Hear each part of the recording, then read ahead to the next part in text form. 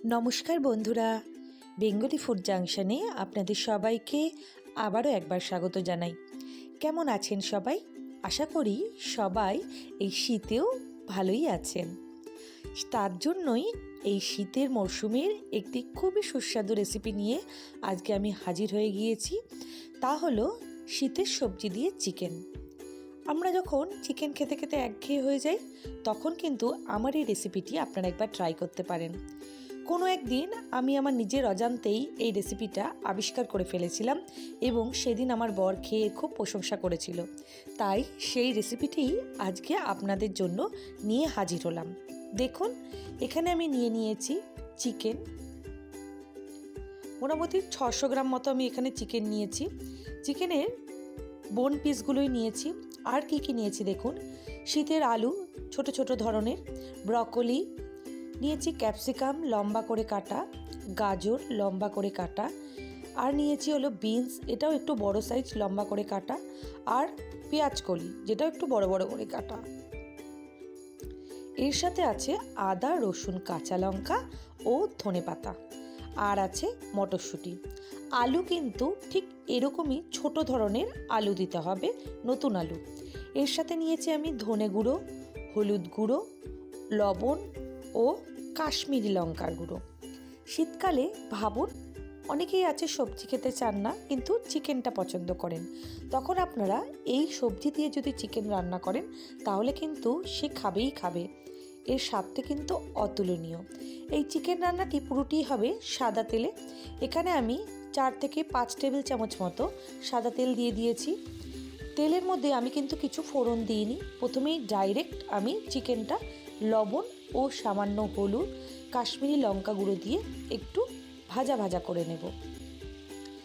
আজকের এই রেসিপিটি যদি আপনাদের ভালো লেগে থাকে তাহলে লাইক, শেয়ার ও কমেন্ট করতে একদমই ভুলবেন না। আর আমার চ্যানেলে নতুন হয়ে থাকলে চ্যানেলটি সাবস্ক্রাইব করে পাশে থাকা বেল বাটনটি চাপ দিয়ে অল টিপে দেবেন। তাহলে আমি যখনই কোনো রান্না দেব আপনারা প্রথমেই সেই রান্নাটি দেখে নিতে পারবেন। এরপর আমি ঢাকা দিয়ে 10 মিনিট মতো মিডিয়াম ফ্লেমে মাংসটি রান্না করতে দেব। অন্যদিকে মিক্সিতে আমি আদা, রসুন ও 2টো কাঁচা লঙ্কা ভালো করে একটা পেস্ট বানিয়ে নেব। দেখুন, মাংস থেকে তেল ছাড়তে ও জল ছাড়তেও শুরু করে দিয়েছে, অনেকটি জল বেরিয়েছে। এরপর আমি বেটে রাখা আদা রসুনটি আমি মাংসের মধ্যে দিয়ে একটু কষিয়ে নেব।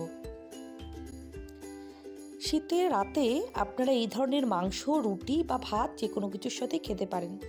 দেখুন, এরপর আমি আমার কেটে রাখা আলু, গাজর, বিনস ও পেঁয়াজ কলি মাংসের মধ্যে দিয়ে দেব। আমি সবুজ ক্যাপসিকাম আর ব্রকলিটা একটু পরে দেব, যেহেতু এই সবজিগুলো আগে সেদ্ধ হতে টাইম লাগবে, তাই আমি এই সবজিগুলো আগেই দিয়েছি। এরপর ভালো করে আরেকবার মাংসের সাথে কষিয়ে নিয়ে ঢাকা দিয়ে 10 মিনিট কুক হতে দেব। অন্যদিকে আরও একটা কাঁচা লঙ্কা ও ধনেপাতার আমি পেস্ট বানিয়ে নেব। এই মাংসটি শীতকালে রাতে খুবই ভালো লাগে। গরম গরম ধোয়া ওঠা ভাত বা গরম গরম রুটি, নান, যার সাথেই খান না কেন একবার রান্না করুন, অবশ্যই ভালো লাগবে। দেখুন, মাংসটি আস্তে আস্তে নরম হচ্ছে, তার সাথে সবজিগুলো। এরপর আমি এর মধ্যে দিয়ে দেব 1 টেবিল চামচ মতো ধনে গুঁড়ো। এই মাংসটিতে আরেকটি বিশেষত্ব হলো, আমি কিন্তু এই মাংসের মধ্যে কোনো পেঁয়াজ ব্যবহার করছি না। এই মাংসটিতে পেঁয়াজ ব্যবহার করিনি, তার বদলে কিন্তু আমি শীতের সবজির পেঁয়াজ কলিটা ব্যবহার করেছি। দিয়ে দিয়েছি আর একটু কাশ্মীরি লঙ্কার গুঁড়ো আর একটু হলুদ। ভালো করে নাড়াচাড়া করে 10 মিনিট কুক হয়ে যাওয়ার পর আমি এবার আমার কেটে রাখা ব্রকলি ও সবুজ ক্যাপসিকামটা দিয়ে দিয়েছি। আপনারা চাইলে লাল হলুদ ক্যাপসিকামও দিতে পারেন। আবারও সব কিছু ভালো করে মিশিয়ে নেব।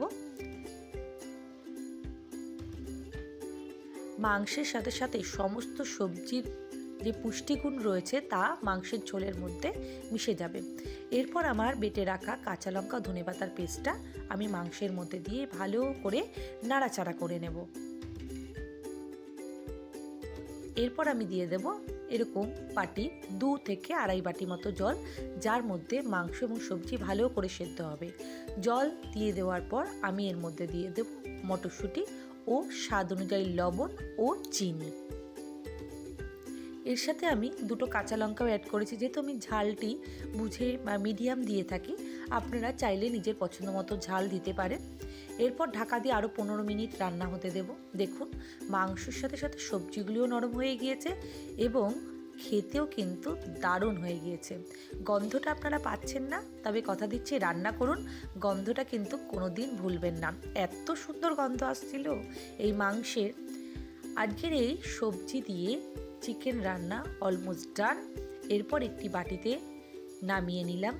আজকের এই রেসিপিটি যদি আপনাদের ভালো লাগে প্লিজ কমেন্ট করে জানাবেন, আর একবার হলেও বাড়িতে এই রেসিপিটি শীতকালে একবার ট্রাই করবেন।